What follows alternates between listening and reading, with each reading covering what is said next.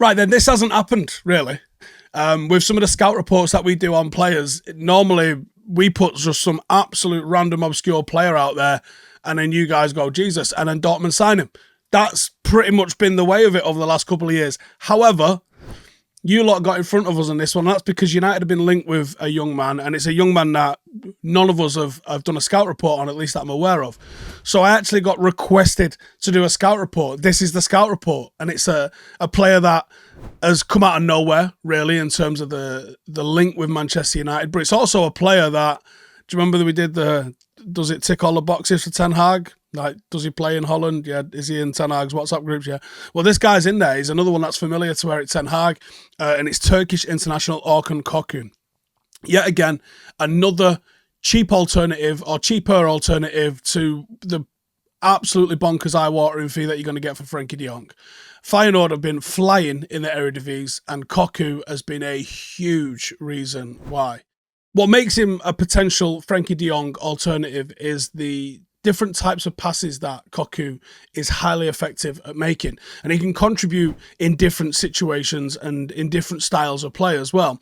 And it also allows him to play different roles, not just within the midfield, but in the build-up, which is something that's so important to a lot of modern managers' game, but especially Erik Ten Hag's game.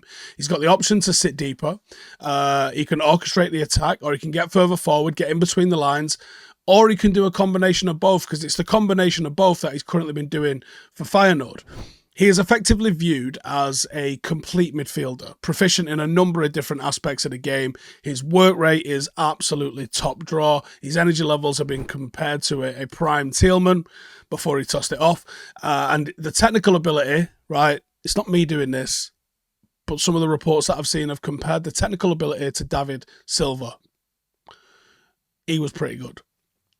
Now, there's a lot of guile to the way that he plays. A very natural footballer, and he's capable of every single type of pass in the book. And he's also excellent at set pieces, probably a bit of a specialist at set pieces. Now, Kokcu's style can be analysed probably in 4 different areas, and I would say that is passing, goals and shot creation, defence, and then in possession, which I guess is it's kind of like, whatever, roll with it, okay? So he is a fantastic passer of the ball, first and foremost, and he's a high-volume passer. He often plays on the left-hand side of a free. More recently, we've seen him in a single or occasionally a double pivot, a little bit deeper.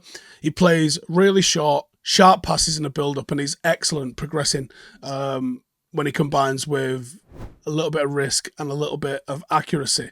And that's what I like about him, and I think that's what makes you go, oh, there's a little bit of Frenkie De Jong in that. Now, what stands out most is that technical ability, the ball control, the first touch, the body shape on receiving the ball, just the raw technical ability that he's got. His passing, especially the long-range passing, is top draw. And he's a superb crosser. He's strong on both feet. He seems to always find really good angles for delivery. And he ranks in the 88th percentile for crosses into the box. He's got a really low centre of gravity. It means that he can skip past players, use close control, press resistant as you like. And it's a skill that United lack in midfield. And it's something that Eriksen and Casemiro have got in buckets. And that's why they look so good in this team. Now, he does have poor defensive numbers as per FB ref, and he does need to improve in that aspect. But when you match him up to what De Jong did and is doing as a midfielder, they're quite similar in, one, the sort of defensive numbers that they're putting up, but also the level of defensive numbers they're putting up. So he is very much a Frenkie De Jong alternative. And in this United squad, that would be a long-term replacement for Christian Eriksen, in my opinion.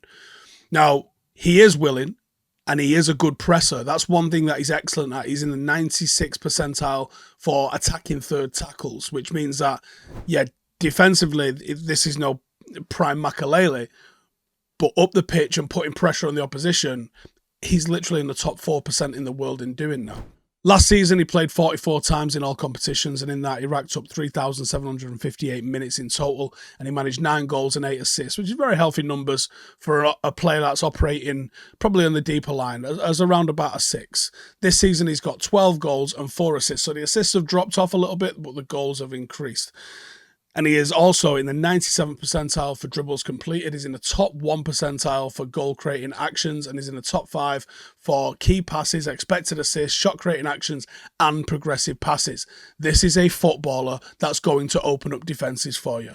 He's a really, really nice and polished footballer, in my opinion, and I think he's so young. He's got room to grow. He's got excellent technical ability. I think it would be a potentially really smart signing for Erik Ten Hag to get him over the line, because I think he's got the abilities, I think he's got the quality, I think he's got the potential, and I think Ten Hag's already well aware of him, and we know that he's got a bit of a thing for players coming out of Eredevisie. Now, maybe the performance of some of his players hasn't lived up to expectation from Eredevisie.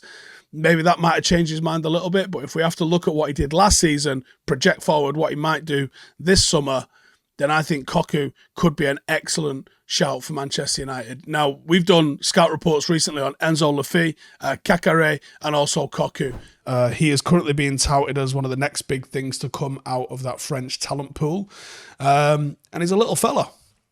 He's 5'7". He is the prototype, diminutive, low centre of gravity midfielder with technical ability and agility.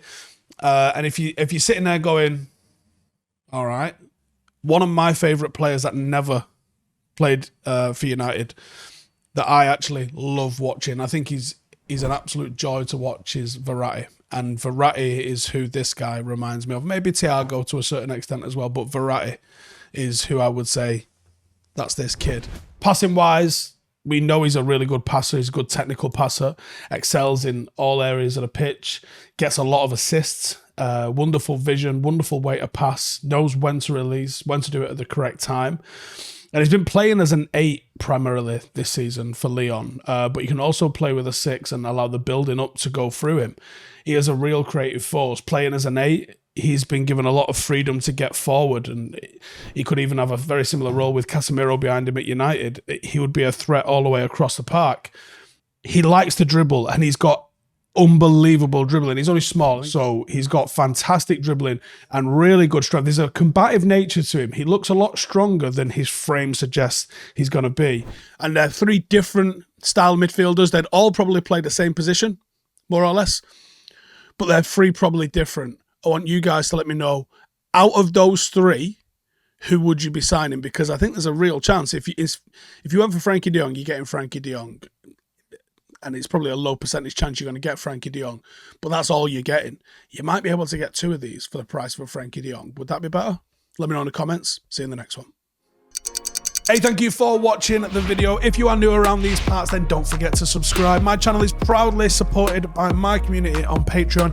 If you'd like to get a little bit of extra content, a Discord group, meetups, 5-a-side games, weekly podcasts, behind the scenes, and even an occasional bit of transfer news as and when I get it, then for the price of a pint, you can show your appreciation for the content that we make and get some goodies for doing so as well. Check the link in the description or click the button right here. You'll also find all of my socials here too if you want to follow me on any of those platforms. Nice one.